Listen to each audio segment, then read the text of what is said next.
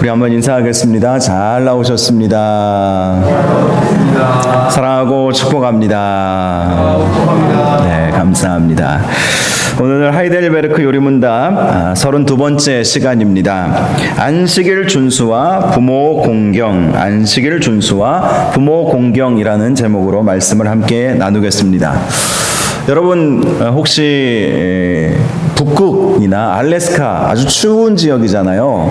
이 지역에 사는 사람들이 에스키모인이라고 보통 말하죠. 이 에스키모인들이 전통적인 이들이 사는 그 전통 가옥, 전통 집을 뭐라고 하는지 아십니까? 이글루라고 하죠. 이글루. 이 이글루가 여러분 사진이나 뭐 이렇게 TV에서 보셨겠지만 얼음으로 만들어요. 그 지역은 북극이나 알래스카 이 북쪽 지역은 굉장히 추운 곳입니다. 그래서 뭐 저는 그 지역은 가보지는 않았지만 한겨울에는 영하 30도, 40도 이상 떨어지는 굉장히 추운 곳이래요. 영하 3, 40도쯤 되면 밖에 나가서 남자들이 오줌을 싸는 즉시 바로 얼어버린다고 해요. 후 하고 입김을 보면 입김이 막 투두둑, 과장인지 모르겠지만 입김이 얼어가지고 떨어진다고 할 정도로 굉장히 추운 곳인데요. 그런데 이 추운 곳에 얼음으로 집을 만들었더니 그 안이 포근하다는 거예요. 참 희한하죠. 얼음으로 무엇을 만들면 포근할 수가 없을 것 같다 이런 생각을 하게 되는데 얼음으로 집을 만들었는데 거기서 아기도 낳고, 그러니까 갓난아기가 견디고 살 수 있을 정도면 아주 따뜻하다는 반증 아니겠습니까? 아주 희한하죠. 그 이글루가 얼음이 밖에 차가운 그 기온을 다 막아주는 역할을 한다고 합니다. 오늘 우리가 다룰 네 번째 계명, 다섯 번째 계명, 10계명의 이 계명, 네 번째 계명은 안식일 준수에 대한 계명이죠. 그리고 다섯 번째 계명은 부모 공경에 대한 계명입니다. 이 두 계명은 하나의 첫 번째의 계명은 하나님을 사랑하라. 예수님이 말씀하신 것처럼 하나님을 사랑하라라는 그 계명의 마지막 계명이고, 그 다음에 5계명은 사람을 사랑하라라고 하는, 이웃을 내 몸처럼 사랑하라라고 하는 이 첫 번째 계명이라는 것은 잘 아실 것입니다. 이 두 계명은 어찌 보면 우리가 이 세상이 북극에 사는 사람들, 알래스카에 사는 사람들처럼 세상은 30도가 넘는 아주 추운 겨울과 같은 곳일지라도 이글루 안에, 얼음으로 만들었지만 그 이글루 안에 들어가면 따뜻함을 느끼게 되는 것처럼 이 계명은 바로 우리에게 안식과 평안함을 주는 그런 계명이라고 할 수가 있습니다. 여러분, 주일을 거룩하게 지키면, 안식일을 거룩하게 지키면 하나님의 은혜가 오죠. 또 하나님께서 우리에게 쉼을, 영원한 쉼뿐만 아니라 우리에게 친정한 쉼을 누릴 수 있도록 안식일을 제공해 주신 것이거든요. 이 험난한 광야와 같은, 또 추운, 매서운 그런 추운 겨울과 같은 이 세상의 삶이라 할지라도 우리가 주일을 거룩하게, 안식일을 거룩하게 지키면 하나님께서 우리에게 참 평안과 참 만족과 참 은혜를 허락하여 주신다는 것입니다. 여러분, 저와 여러분이 이 안식일을 거룩하게 지킴으로 참된 안식, 참된 평안이 있고, 또 그러한 안식과 평안을 경험하는 저와 여러분들 되시기를 바랍니다. 또 여러분, 부모 공경이라고 하는 계명도 부모를 잘 순종하면 하나님이 복을 주시잖아요. 그러니 가정이 평안해져요. 그러니까 교회 안에서 신앙생활할 때 우리의 영혼이 평안해지고, 또 출발점을 부모 순종, 부모 공경으로 이웃과의 관계, 사람과의 관계 속에서 부모 순종의 계명을 우리에게 주심으로 부모 순종, 부모 공경을 하게 될 때 우리의 관계가 평안해진다는 것이죠. 관계. 부모 공경으로부터 인간의 모든 관계가 시작되는 것이기 때문에 가장 처음 만나는 사람이 우리 부모님이잖아요. 그렇지 않습니까? 태어났을 때 가장 먼저 만나는 사람이, 물론 의사와 간호사도 만나겠지만, 그러나 그분들은 잠시 거쳐가는 분들이고 가장 의미 있는 만남이 부모와의 만남 아니겠습니까? 그리고 할아버지 할머니와의 만남이잖아요. 그래서 사람을 사랑하는 이 계명, 제일 첫 번째로 부모 공경에 대한 계명이 나온 것입니다. 이 부모 공경을 통해서 가정의 평안함을 하나님께서 허락하여 주신다고 약속을 해주신 것이고, 더 나아가서 우리 인간 관계의 평안함, 안식, 은혜, 이런 것들을 주신다는 것입니다. 그래서 제가 이걸로 이야기를 여러분들과 함께 꺼내면서 서두로 말씀을 나누면서 정말 이 두 계명이 우리에게 참 안식을 주는, 평안을 주고 안정감을 주는 이 두 계명이다. 아주 현실적으로 다가오는 그러한 계명이라는 사실을 먼저 말씀을 드리면서 오늘 말씀을 시작하고자 합니다. 자, 오늘 103문 두 가지 계명을 함께 볼 텐데요. 103문 함께 보겠습니다. 같이 한번 질문의 내용을 읽어보겠습니다. 시작. 제4계명에서 우리를 향하신 하나님의 뜻은 무엇입니까? 자, 4계명은 8절부터 11절까지 우리가 읽었던 출애굽기 20장 8절에서 11절까지의 말씀이 4계명 전체의 내용입니다. 먼저 8절을 보면 안식일을 기억하여 거룩하게 지키라 라고 말씀하고 있습니다. 하나님은 먼저 안식일을 기억하라, 안식일이 있음을 기억하라, 이렇게 말씀을 하셨다는 거예요. 안식일이 있다는 것을 항상 생각하면서 살아라 라는 것이죠.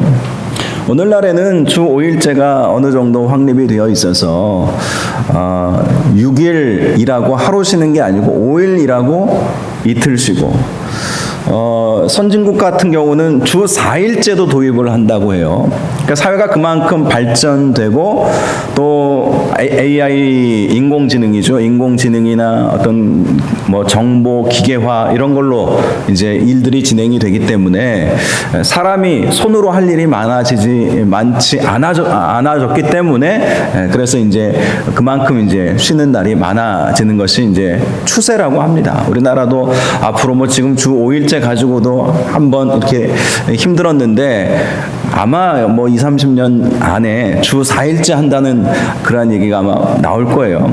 제가 미국에서 벌써 15년 전 공부했을 때도 주 4일만 근무하는 사람들이 많이 있었거든요.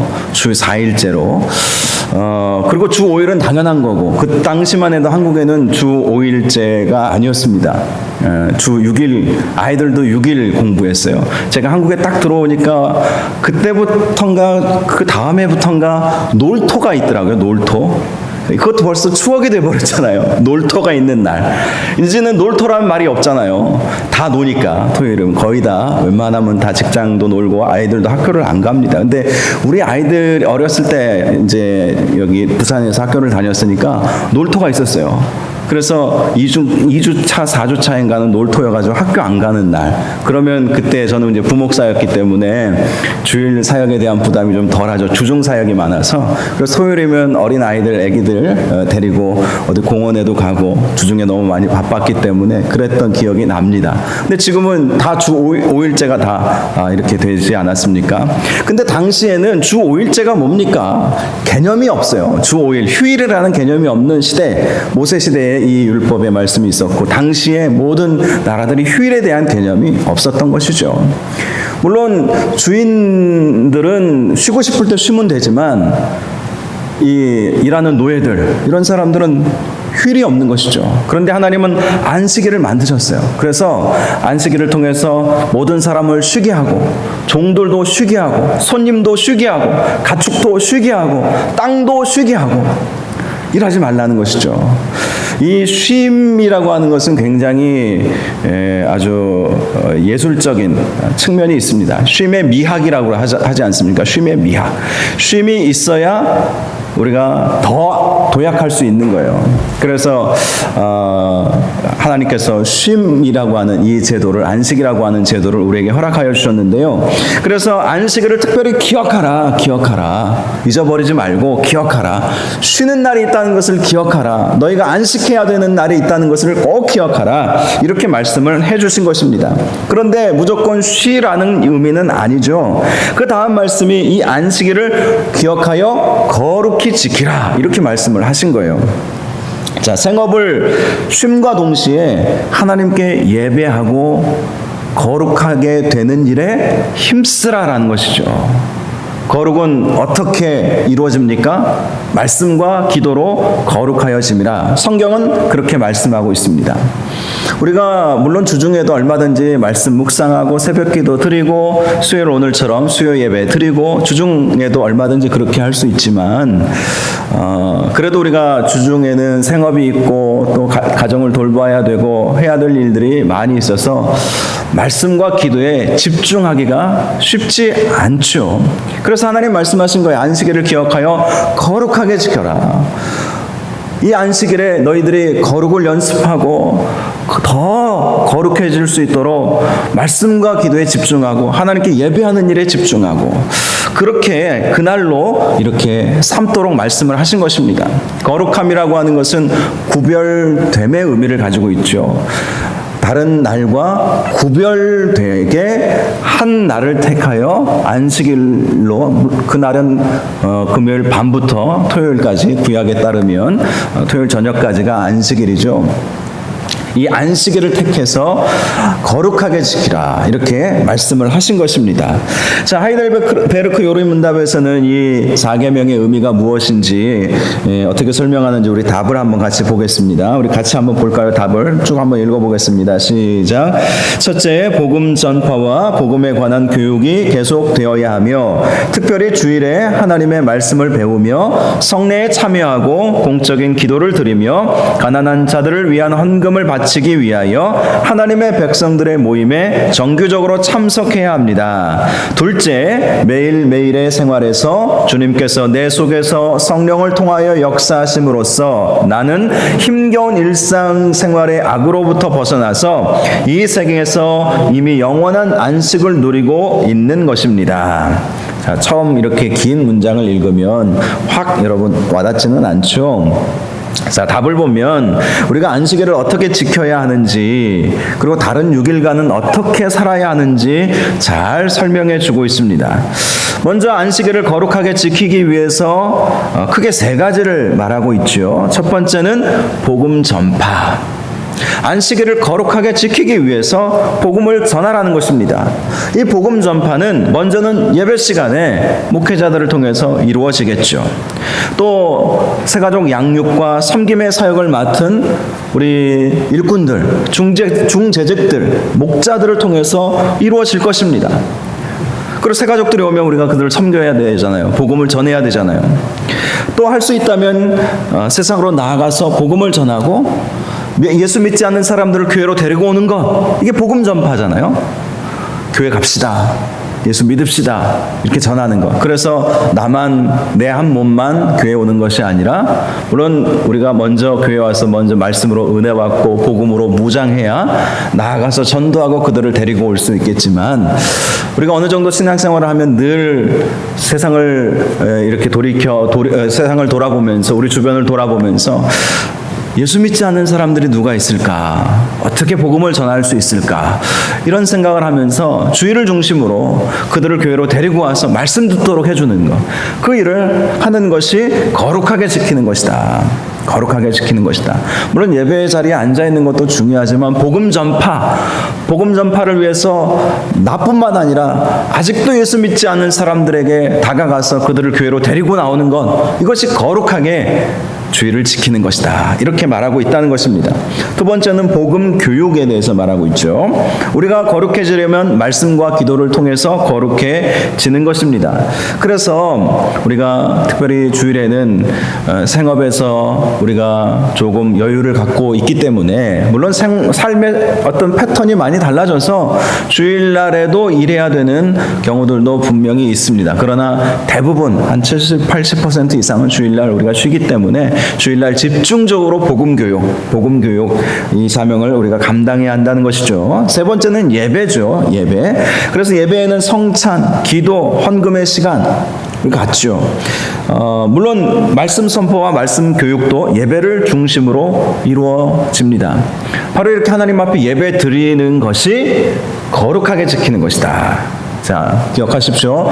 안식일을 거룩하게 지킨다는 것은 복음을 전하는 일, 그 다음에 복음을 가르치는 일, 그 다음에 하나님께 예배하는 일, 이것을 통해서 우리가 안식일을 거룩하게 지킬 수 있다라는 것입니다. 그렇다면 이 안식일 규정은 안식일 제7일 안식일에만 적용되는 말씀일까요? 그것은 아닙니다. 주중에 우리가 어떤 일을 해야 하는지도 말씀해주고 있어요. 9절 말씀을 보시면 엿새 동안은 힘써 내 모든 일을 행할 것이나 이렇게 말씀하고 있어요. 그래서 엿새 동안에는 힘써 우리 생업을 위한 일, 그 일을 힘써서 하라는 것입니다. 우리에게 주어진 이 세상 속에서 일이 있지 않습니까? 먹고 살아가기 위해서 또 수고하고 땀 흘려야 하는 일들이 있지 않습니까? 그 일을 열심히 하라는 것이죠. 거룩하게 산다고 해서 우리가 늘 교회만 와 있고 뭐 직장 생활이나 또 인간 관계나 우리의 생업은 다 또 가정을 다 내팽개치고 그렇게 살라고 하나님은 결코 말씀하시지 않으셨습니다. 엿새 동안에는 힘써 내 모든 일을 행할 것이다. 너의 모든 일. 물론 하나님과 관련된 삶을 살아야 되겠지만 너의 생업을 위한 일, 너의 가정에 관한 일, 너의 자녀 교육에 관한 일, 직장 생활 또 인간 관계에 관한 일, 이 모든 일들이 바로 내 모든 일들 아닙니까? 이 모든 일들을 힘써 행하라. 힘써 행하라. 그렇게 말씀을 하고 있다는 것입니다. 자, 그런데 우리가 놓쳐서는 안 되는 것이 있는데요. 그것은 바로 안식일을 비롯한 다른 평일이라고 말하는 이 요일들에서도 항상 성령 충만함 가운데 살아야 한다는 거예요. 그것이 신약교회를 사는 저와 여러분의 모습이 되어야 한다는 것입니다.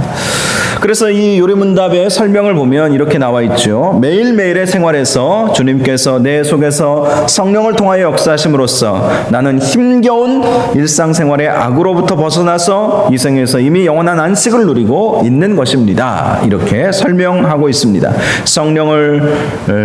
성령과 함께 성령 충만한 삶을 안식일뿐만 아니라 우리의 모든 평일의 삶 속에서도 누리면서 안식하며 성령과 함께 동행하며 살아야 한다. 이것이 무슨 의미인지 아시겠죠?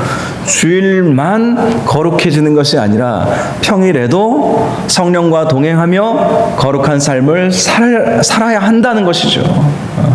썬데이 크리스찬이 되지 말라는 것이죠. 썬데이만, 주일만 교인이고 나머지 평일에는 교인인지 아닌지 분간하지 못할 그런 모습을 보이지 말라는 것입니다.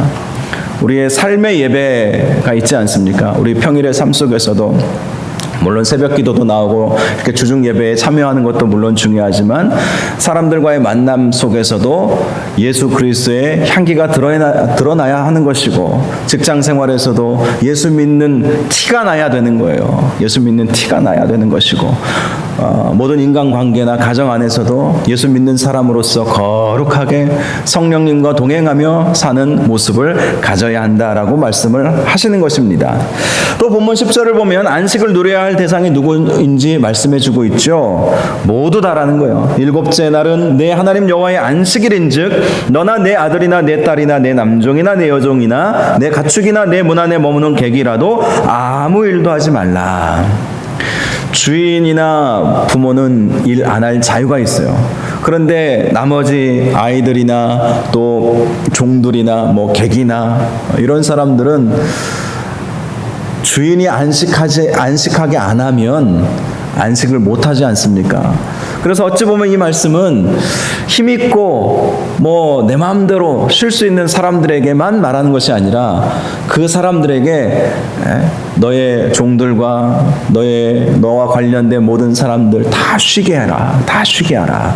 이렇게 말씀을 하시는 것입니다. 안식에 제외될 사람은 아무도 없다. 아무도 없다. 다 안식을 해야 한다고 말씀을 하시는 것입니다.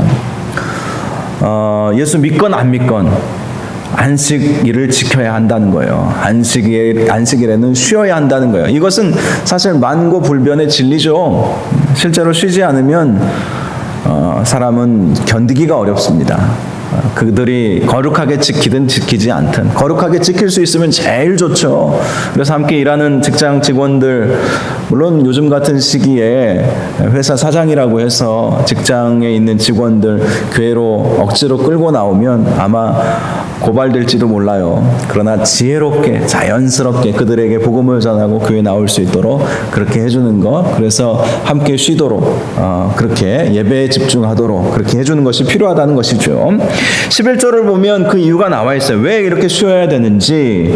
이는 엿새 동안에 나 여호와가 하늘과 땅과 바다와 그 가운데 모든 것을 만들고 일곱째 날에 쉬었음이라. 그러므로 나 여호와가 안식일을 복되게 하여 그날을 거룩하게 하였느니라. 자, 첫 번째는요, 하나님께서 쉬셨으니까 너희도 쉬어야 된다. 하나님보다 앞서지 말라는 의미지요. 하나님이 쉬었으니까 너네도 쉬어야 된다. 하나님이 6일 일하시고 하루 쉬었는데 너희가 6일 내내 일한다고 얼마나 돈을 벌 수 있겠느냐. 어떤 분이 정말 쉬는 날 없이 정말 열심히 일을 하시는 분이 계셨어요. 그런데 제가 아는 어떤 분들은 40대 좀 넘어서 덜컥 병이 오더라고요. 50 넘어서 40 넘어서 참 한참 건강을 누려야 될 때 쉼의 시간, 젊을 때 고생은 사서도 한다 이런 말도 있긴 있지만 쉼 없이 달려가니까 결국은 나중에 나이 들어서 고생 많이 하시더라고요. 그래서 쉼이 정말 필요한 것입니다. 특별히 또한 안식일을 거룩히 지킬 때 복이 있기 때문이라고 말씀하고 있어요. 두 번째 이유는, 여러분, 안식일을 통해서 우리는 영적인 안식을 누리죠. 또 육체의 안식도 누립니다. 땅과 가축도 안식일을 누리게 되어 있죠. 그로 인해서 많은 복이 오게 됩니다. 상식적으로 생각해도 안식일에 영적인 일에 집중하면 우리 영혼이 잘 되지 않겠습니까? 우리 영혼이 잘 되지 않겠습니까? 모든 일은 우리 영혼이 잘 되면 다 풀리게 되어 있어요. 영혼이 잘 되면, 요한 3서 2절 말씀에서도 영혼이 잘 되면 범사가 잘 되고 강건함에 복이 온다. 왜 범사가 잘 될까? 영혼이 잘 되면 하나님의 지혜가 임하잖아요. 그러니 범사가 잘 될 수밖에요. 지혜가 필요하잖아요. 우리가 이 세상 살아갈 때 모든 일에. 근데 영혼이 잘 돼야 지혜가 임하는 거예요. 사람과의 관계에서도 지혜가 얼마나 중요한지 모릅니다. 우리 말도 지혜가 얼마나 중요한지 몰라요. 제가 늘 말을 하기 때문에 늘 제 입술에 파수꾼을 세워달라고 늘 간구합니다. 여러분, 우리의 삶에 있어서 너무나 지혜가 필요해요. 이 지혜는 여호와를 경외하는 자에게 부어주시는 은혜예요. 그러니까 영혼이 잘 되면 범사가 잘 될 수밖에 없는 것이죠. 또 영혼이 잘 되면 강건함의 축복을 받는다. 영혼은 무엇을 의미하는지 아십니까? 우리가 눈에 보이지 않는 실체를 정확하게 알 수 없는 영이 있지만 우리의 감정, 이게 다 연결이 되어 있거든요. 그래서 우리 개신교에서는 영혼, 우리 복음주의 계열에서는 영과 혼을 엄밀하게 구분하지는 않습니다. 성경에는 영, 혼 구분되어서 말하고 있는 단어들도 있지만 주로 영혼 이렇게 말을 해요. 그러니 여러분, 영과 혼, 영적인 일과 감성적인, 생각하고 이 가슴에 있는 감성적인 그런 일들은 다 연결이 되어 있거든요. 만약에 이 연결이 안 되어 있으면 영이라고 하는 것이 생각도 못하고 감정도 없으면 그게 영입니까? 그렇죠. 인간하고 똑같은 거예요. 생각이 있고 기억하고 또 느낌이 있고 감각이 있고, 이게 이제 영과 혼이 결합되어 있기 때문에 영혼이라고 하는 건데요. 여러분, 병이라고 하는 것, 질병이라고 하는 것이 스트레스로 오는 게 80% 이상이래요. 그래서 어떤 의사가 그런 얘기를 했다잖아요. 우리에게 스트레스가 없다면 병원은 다 문을 닫을 것이다. 모든 질병이 암도 그렇고 머리 빠지는 것부터 시작해서 당뇨병도 그렇고 스트레스라고 하는 것이 굉장히 많은 비중을 차지한다고 하지 않습니까? 근심 걱정이 쌓이고 쌓이면 없던 병도 생기는 거예요. 여러분 일주일만 밤잠 못 자고 끙끙 앓아보십시오. 없던 병들 막 생기실걸요? 백내장 생기시고 당뇨 막 더 심해지시고 뭐 밥맛 떨어지고 위장병 생기고 제가 그래 봤거든요. 뭐 당뇨나 뭐 이런 것까지는 없었지만 예전에 뭐 젊은 시절에도 어떤 중요한 일을 맡아서 해내야 되는데 너무 막 고민이 많이 되고 막 힘들어서 몇 날 며칠 잠 못 자니까 입부터 헐기 시작하더라고요. 입부터 헐죠. 소화는 안 되죠. 위장약 먹는데 또 뭐 약은 계속 타다 먹어야죠. 병원 늘 다녀야 되죠. 이 영혼이 잘 못 되면 강건해질 수가 없는 거예요. 육체적 강건도. 그래서 영혼이 잘 되는 것이 정말 중요한데 주일날 안식하고 하나님께 예배함으로 우리의 영혼이 잘 되니까 그것이 복 아니겠습니까? 그래서 복을 주신다고 말씀을 하시는 거예요. 또 뭐 육체적 건강, 쉼을 통해서 육체적 건강이 당연히 오겠죠. 또 우리가 다른 날보다 주일날 그래도 요즘 우리 한국교회는 주일날 저녁에 가족과 함께 가정과 함께 지내라고 예배를 오후로 당겼죠. 사실 미국에서는 주일 오전 예배밖에 안 드립니다. 오후 예배도 없어요. 이제 우리나라 같은 경우는 저녁 예배가 있었기 때문에 전통적으로 오후 예배를 땡겨서 이렇게 안 드리면 괜히 마음이 서운하고 섭섭하고 이렇게 해서 그렇죠. 제가 미국에서 공부했을 때는 미국 교회들을 탐방해 보면 딱 주일날은 주중 모임이나 주중 예배는 많이 있어요. 세미나도 있고 제자 훈련도 하고 새벽 기도는 없지만 뭐 다른 주중 저녁에 모이는 모임들 소그룹 계속 돌아가고 모임 참 많습니다. 미국 교회들도요. 모임은 굉장히 많아요. 주일날은 딱 한 번 예배를 드리더라고요. 그리고 오후에는 소그룹이라든지 아니면 가정 생활을 할 수 있도록 그렇게 배려를 하는 경우를 제가 봤어요. 자, 우리도 마찬가지죠. 우리도 주일 저녁에는 가정에서 보내죠. 그러니까 안식일을 거룩하게, 가정을 거룩하게 만들고 그렇게 하면 가정에 평안이 오면 그것이 복 아니겠습니까? 자녀에게 복음을 전하고 같이 예배드리고 예배드린 말씀 함께 나누고 이거 진짜 복이죠. 진짜 복이에요. 이런 복을 누릴 수 있을 것이다. 그러므로 안식일을 기억하여 거룩하게 지키라. 이렇게 말씀을 하셨다는 것입니다. 이 자리에 계신 저나 여러분이나 안식일을 잘 지키고 계시는 저와 또 여러분인 줄로 알고 있습니다. 이 개념을 잘 숙지하셔서 이제 혹시라도 초신자들 꼭 주일만 예배드려야 되느냐 뭐 이렇게 물어보는 분들이 있으면 주일 잘 예배드리고 거룩하게 지키면 복 받아. 이 말씀만 해주세요. 복 받아. 정말 복을 받아요. 그래서 이런 얘기도 하잖아요. 주일날 예배에 성공하면 나머지 일주일의 삶이 성공적인 삶이 될 것이다.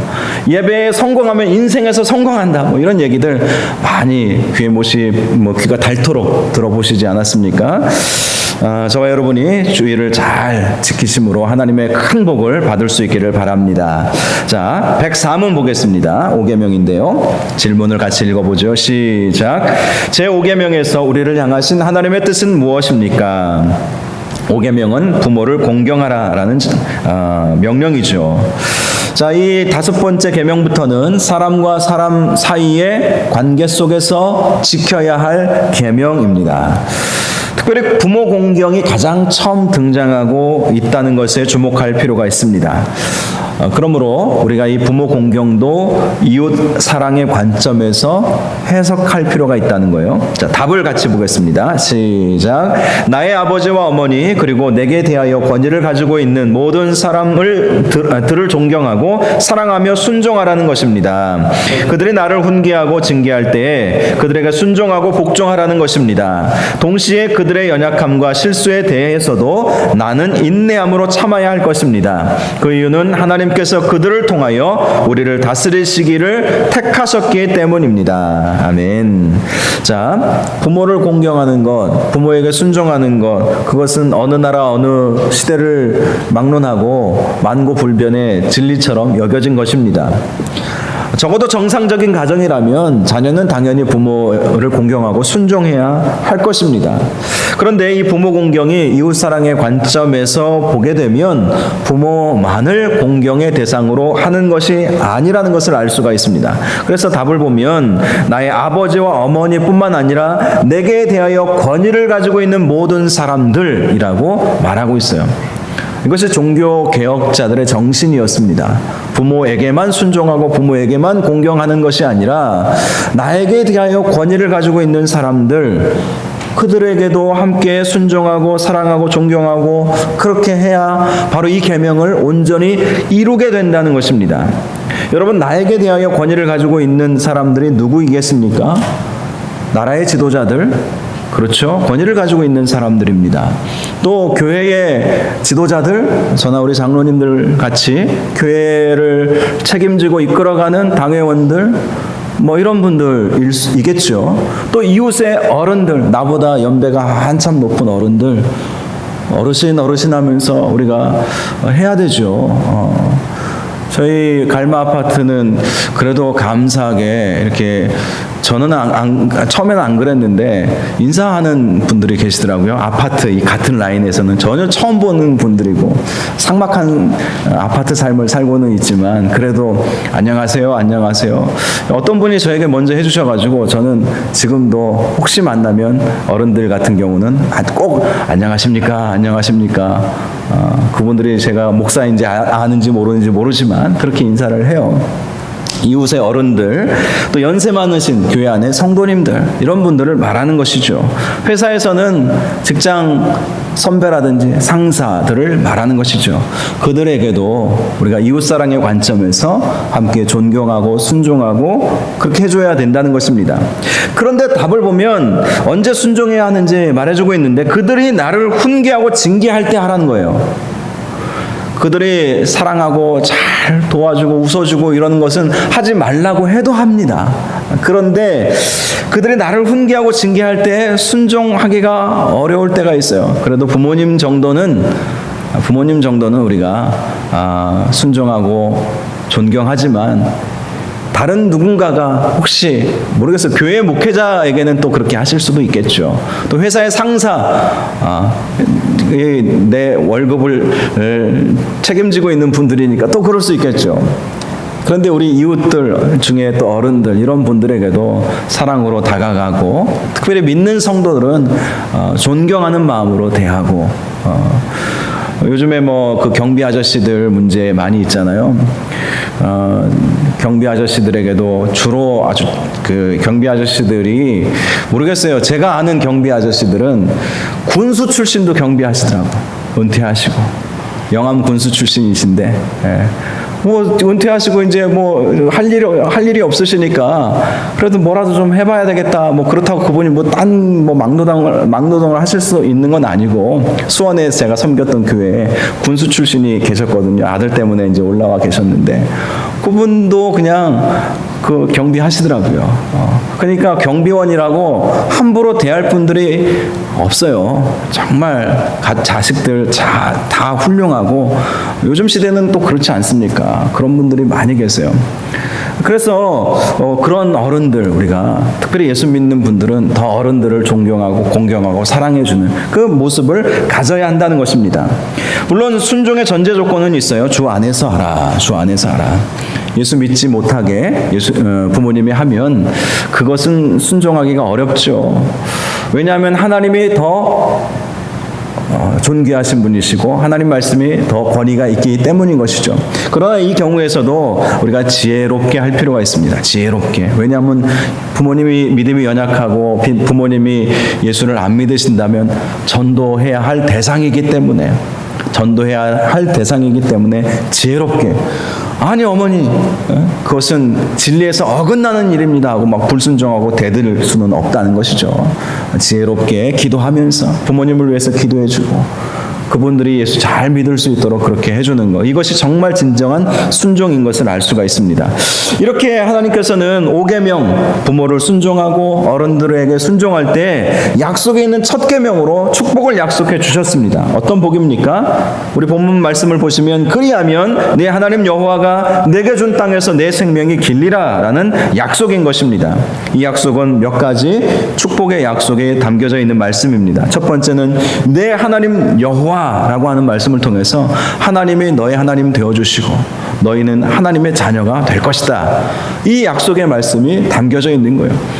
하나님이 우리의 하나님이시고 우리가 하나님의 자녀가 되면, 사실 예전에 이스라엘과 유다가 망한 이유가 하나님이 그들의 하나님이 되시기를 거절하셨기 때문 아닙니까? 그런데 하나님이 그들의 하나님이 되심으로 인해서 회복이 오게 됐잖아요.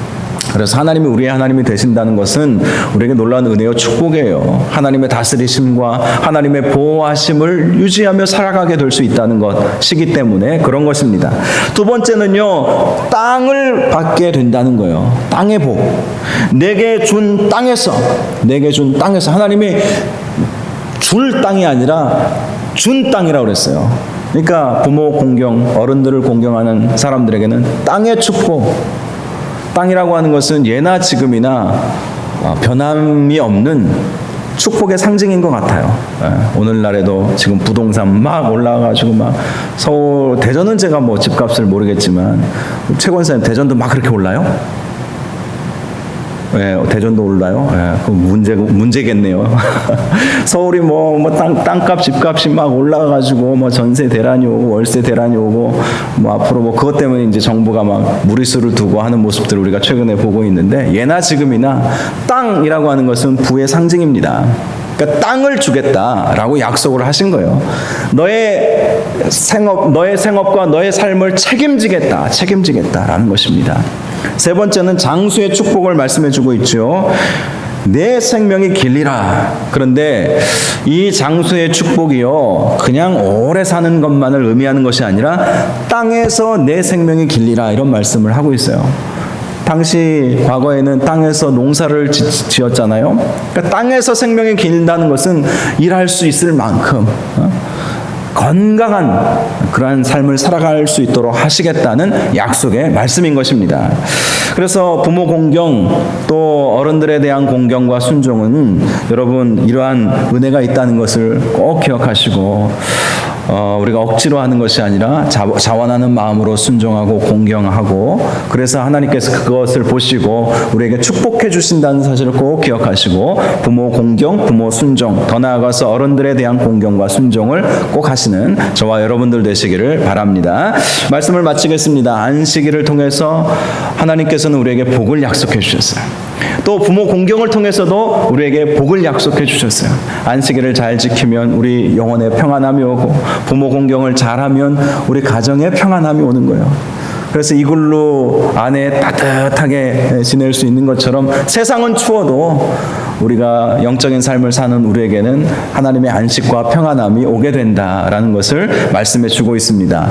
4계명과 5계명 말씀 잘 지키셔서 하나님의 은혜를 누리는 저와 여러분 되시기를 주님의 이름으로 축원합니다. 기도하겠습니다. 거룩하고 존귀하신 아버지 하나님, 오늘 4계명과 5계명 말씀 함께 나누었습니다. 각각 계명을 통해서 하나님께서 복을 약속하여 주셨는데, 우리가 안식일을 기억하여 거룩하게 지킴으로 하나님께서 예비해 놓으신 복을 받는 저희들 되게 하여 주옵시고, 또 부모 공경을 통해서도 복을 약속해 주신 것처럼 이 약속된 놀라운 축복의 은혜가 우리 모두에게 임할 수 있도록 인도하여 주시옵소서. 예수님의 이름으로 기도하옵나이다. 아멘. 아멘.